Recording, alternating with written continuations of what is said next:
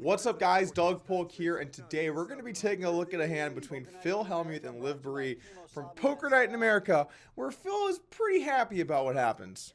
But before we jump into that, I want to let you know that today is the last day to get $500 off the Upswing Poker Mixed Game course. The course is taught by Jacob Dalla, absolute sicko when it comes to mixed games, and it's over 30 hours of content covering triple draw, 08, and all 3 stud variants. So if you're looking to try and expand your poker repertoire, move into some new games where you might find better action, this might be the time to do so. All right, on that note, let's go ahead and jump into this hand between Phil Hellmuth and Liv Boeree. Day 7, they're like, whippy! Poker Night in America, brought to you by Kimosabi Mezcal.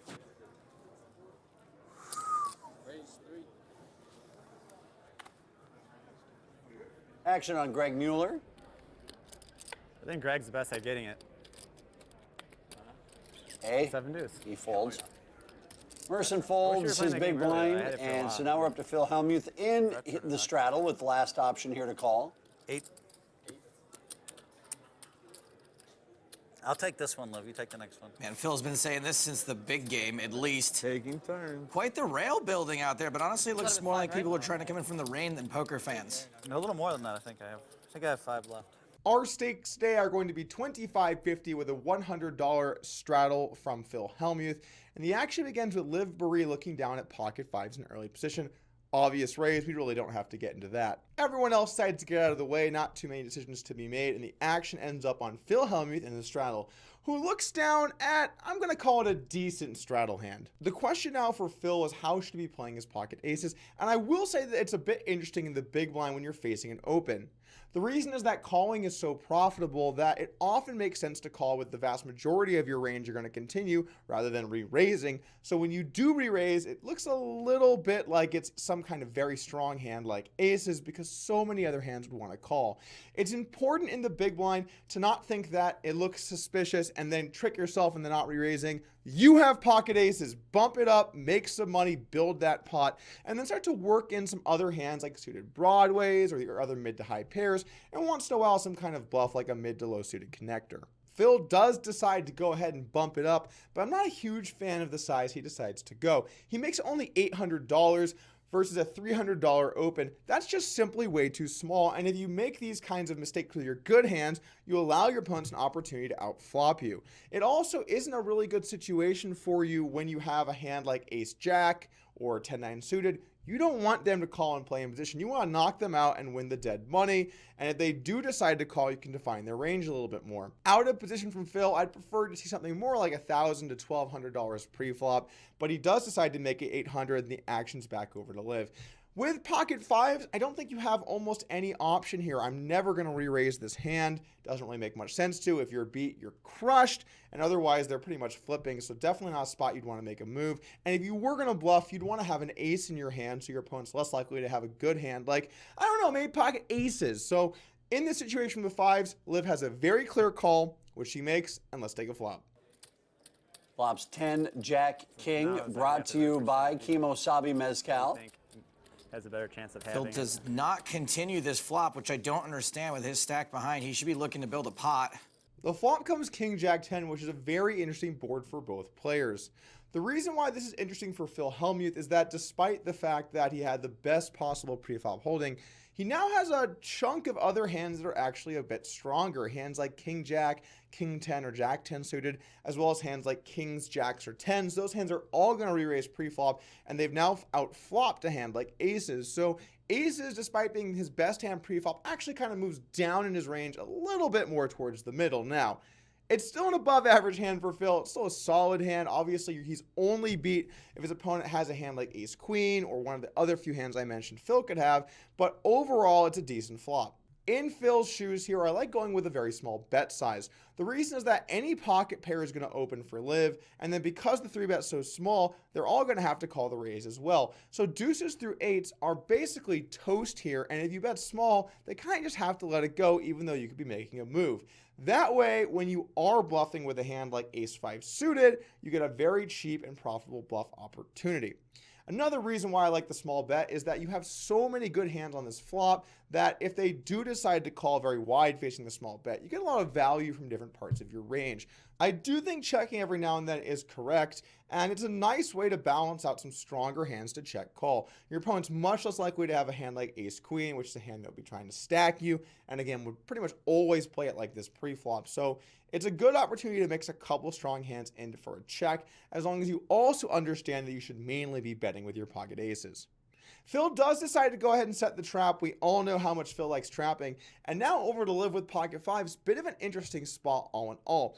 I do think when we're picking some of our bluffs, our first and most natural candidates are hands like 9-8 suited with a backdoor flush draw, 9-7 suited, ace-5 suited, but I also wouldn't mind once in a while taking a stab with some of these low pairs. It's much better to bluff if you had a hand like deuces here than a hand like eights, because of the off chance that Phil Hellmuth did 3-bet a mid to low pocket pair himself. You simply have more showdown value with those higher pairs. Also, if Phil was bluffing and gave up, let's say he has a hand like 6-5 suited, he's completely dead when you have pocket nines, or pocket eights rather. So with pocket twos, he has a lot more equity against you, and you can knock him off that equity. Now overall, you should check here. I think it's a good spot to check, and you should not be bluffing too much with these hands that have bad removal and low equity, as well as a little bit of showdown value.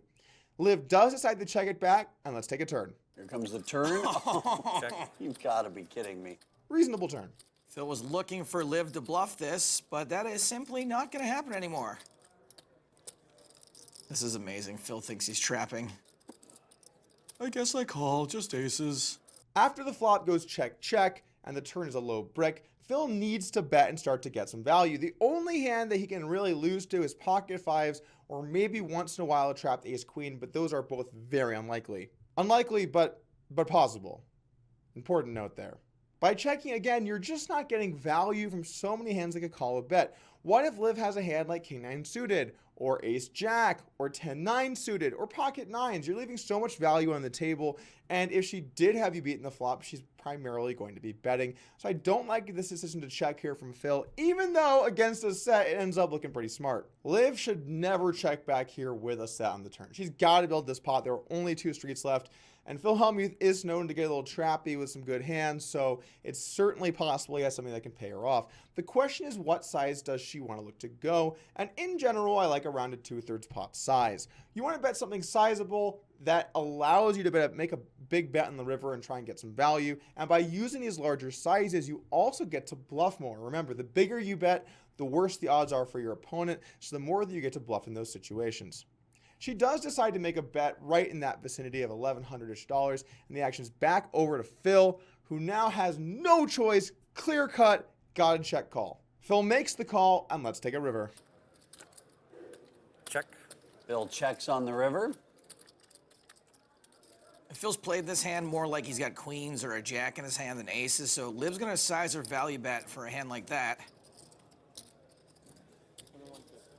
Very nice sizing from Liv. The river bricks the board, and once again, Phil Hellmuth checks with his pocket aces. Now, it's a very similar situation on the river here for Liv as it was on the turn. Gotta bet, obviously, but the question is what size. And I think in general, once you've elected to start betting on earlier streets, and you do want to keep betting, you should go with big sizes. By using these large sizes, you put the most pressure on your opponent, and that way when you have a good hand, you build the biggest pot, and when you're bluffing, you get the most fold equity. So it's a good way of allowing your range to bet with the highest frequency.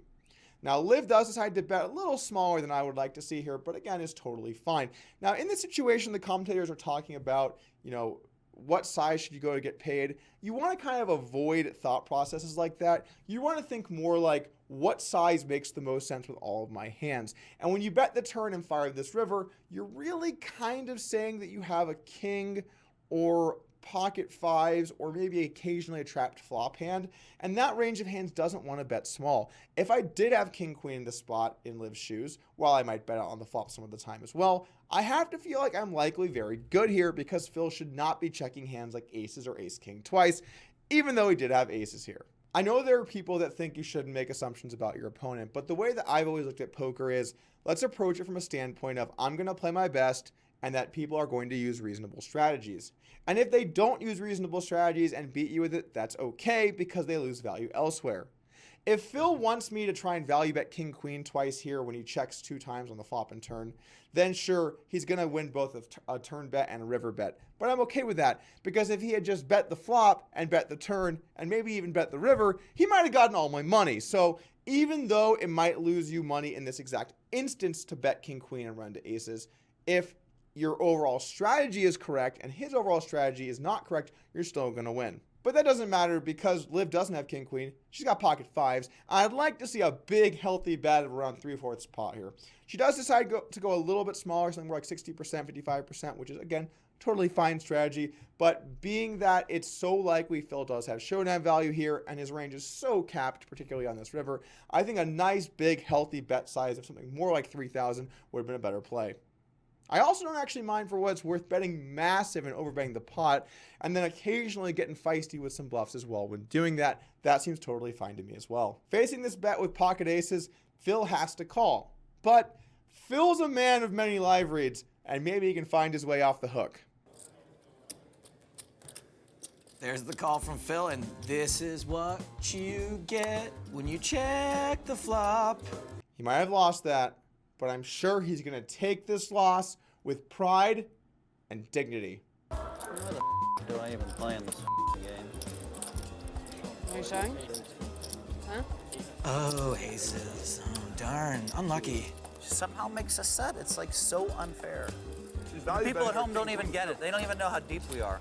You have to be careful. It doesn't matter. I still lose. The Astrophysics. public doesn't know what we're talking about. Just look at her laughing. She knows I got her dead on. She was. You never really told- gave lots of viewers. That 2 hour was like more valuable than in a regular cash game where thank you win the hand where you would have lost it. You actually create a YouTube moment for people in the future. This was the Like, first time I've ever been on the receiving end of one of his rants. Thanks for joining, and if you're interested in getting the Upswing Poker Mixed Game course taught by Jacob Dalla, today is the last day with the $500 discount. Starting tomorrow, the price will rise to $1,000 from here. All right, guys, thank you for joining, and I'll see you soon.